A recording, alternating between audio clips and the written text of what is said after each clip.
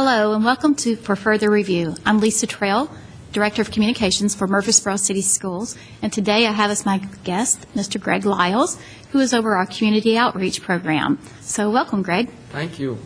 So Pleasure to be here. we are so happy to have you tonight because your team is out and about, it seems like, every day throughout this holiday season as well as throughout the year, and touching so many of our students, so many of our parents, so many community members.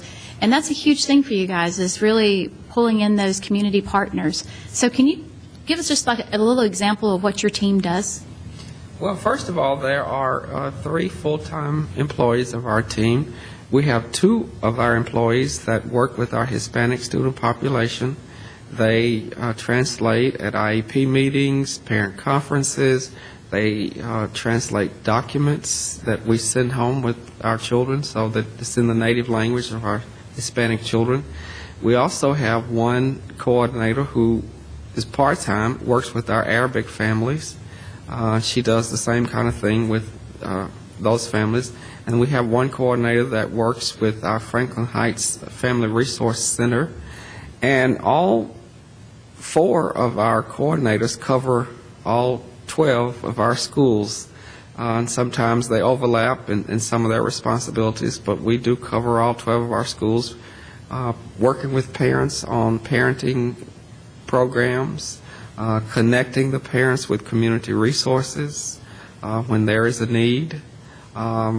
Just a host of activities that they are involved in, as you said, on a daily basis, touching those parents, touching the needs of the children that we serve in our district.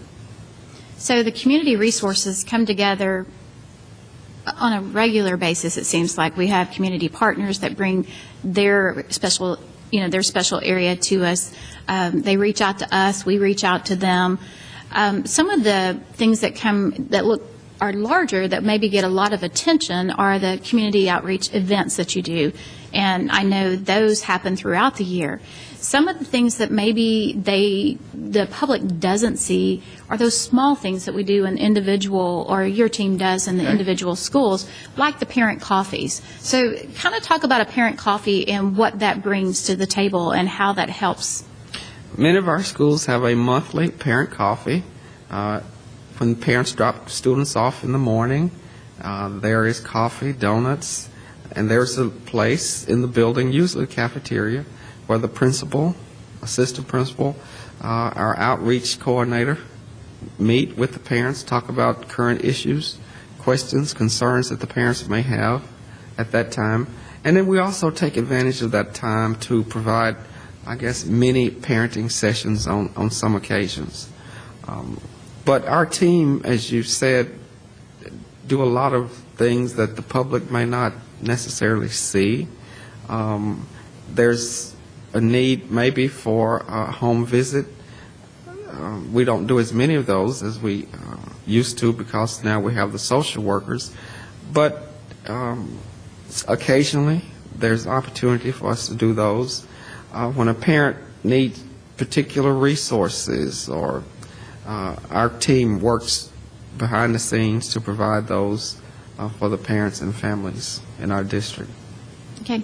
What are some of the events coming up? I know you've already done Back to School. You've already done, the one last month was Hispanic Heritage Day. In February, we're going to have African American Cultural. January.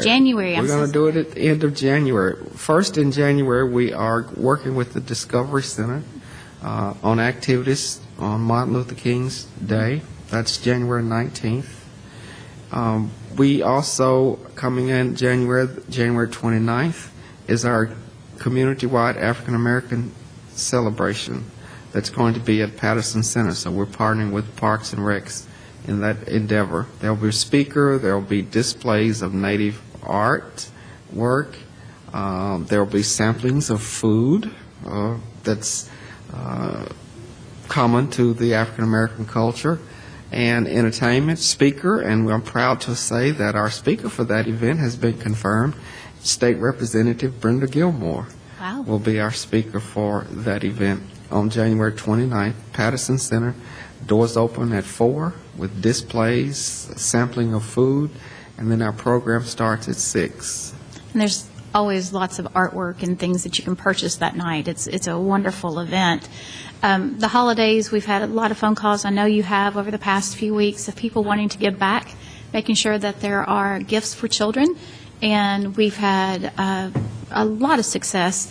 You did it a little different this year, so if you want to describe that, and then we'll talk about some other needs you may have. I want to preface that by saying that we are fortunate in the city schools, and I guess in the community as a whole, to live in a community that's giving. We receive calls on a daily basis from agencies, organizations, individuals that are called to say, I want to help with this need, I want to help with that need, and how do I go about doing that? So we coordinate that process, trying to take as much of that load off of the schools as we can through our office. But this year, as you said, we did it a little differently. We had, October 29th, we had a Season of Sharing fair, where we invited community agencies in that we normally get calls from during the holiday season that want to help families and children. So we invited them to this fair, which was held at Patterson Center. It was an all-day event. We invited the parents from across the district to this event, and the agencies at that time made connections with the parents and families that felt that they needed assistance during the holidays. One of our larger industries here in town for a number of years have reached out to us to serve a number of our children. This year they're serving 80 children, and the employees in that particular organization provide these gifts and needs out of their pockets for these families. It's just awesome that, you know, that's a good problem to have, I guess, is that people knocking on your door wanting to know what they can do to help.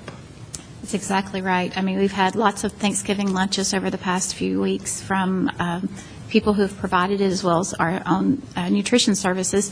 And so we have a lot of things to be thankful for this time of year. I'm going to kind of switch gears with you a little bit. One of the other programs that your team really helps coordinate is the Indigent Care Fund with the city schools. And we don't talk about that a whole lot, but it is a wonderful resource to have at your discretion, yours and the social work and the guidance counselor.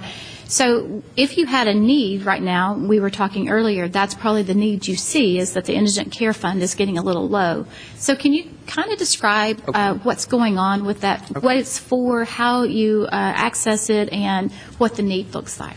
We have a fund that the district has maintained for a number of years where when schools, particularly school counselors, see that there's a need with their children as far as clothing and shoes are concerned, they requisition us for an amount of money to go and purchase needed clothing items for particular children.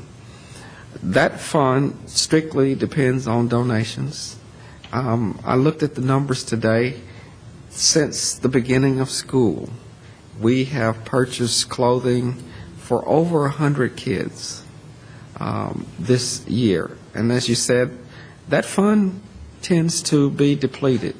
So while you are in the holiday season, the mood of giving and celebrating, we ask that you consider our Murfreesboro City Schools Indigent Fund as a possibility for a donation for those for the holidays, and checks may be made to the Murfreesboro City Schools, or if you make a cash donation, our finance department will certainly be glad to give you a receipt. But there is a need that we have at this time to replenish our indigent fund, and with the onset of winter, we see that those requests are getting greater and greater through here. So please consider us as you go about your holiday shopping and looking for ways to reach out to the Murfreesboro City Schools Indigent Fund. That would be awesome. And I know you vet those requests a lot. It goes between you, the social worker, guidance counselor. So there is a need there, and you do Yes, take care of that. definitely. And you're able to take care of whatever it is that they That's need, right. not necessarily And a jacket also, or I a... might mention, last year, we were fortunate to be recipients of a coat drive, a massive coat drive, coordinated through MTSU, and we were able to help a large number of children with coats. And like we said, we have the onset of winter. Kids are having to stand out at bus stops waiting on buses.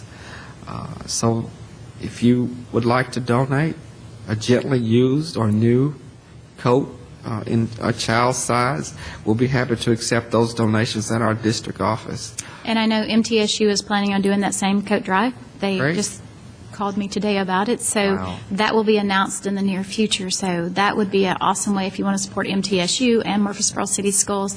The coat drive will happen again this year. We'll have the dates on that hopefully by next week. And that made me think, Lisa, you mentioned that you heard from them today.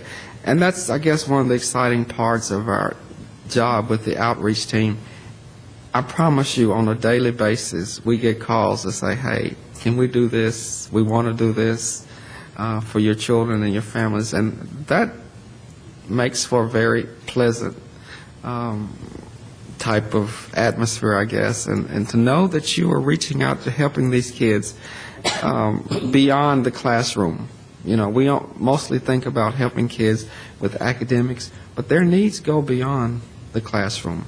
And so that's where our outreach team comes in, to be able to fill that gap so that kids feel accepted, they feel a part, and then they are able to focus more on their academics. Well, and in the words of Dr. Gilbert, we're doing the whole child. The whole child. The whole child, for sure. Well, this is American Education Week. So happy American Education Week to you and your team, because American Education Week doesn't just focus on the teacher. It's the entire system working together for that child. And you certainly have worn many hats with Murfreesboro City Schools. I think if you want to talk about coming through the ranks, you have certainly done that. So to be able to go out and to say, I've lived that life, I've been a teacher, I've been a principal, I understand, I think that's what gives you the validity going in front of the community groups to say, we have needs. We do. We have great kids, students, we have great teachers. And then, but sometimes there's an individual family who may have a need today, Right. but it wouldn't be there in a month. True. And so, we want to take care of them what they need today. And on behalf of Dr. Gilbert and the school board, we want to say thank you to the community for having a heart to help and always willing to reach out to us to help when we have a need. All right. And thank you for joining us tonight on For Further Review. Greg Lyles has been our guest, and we will see you again in about a month.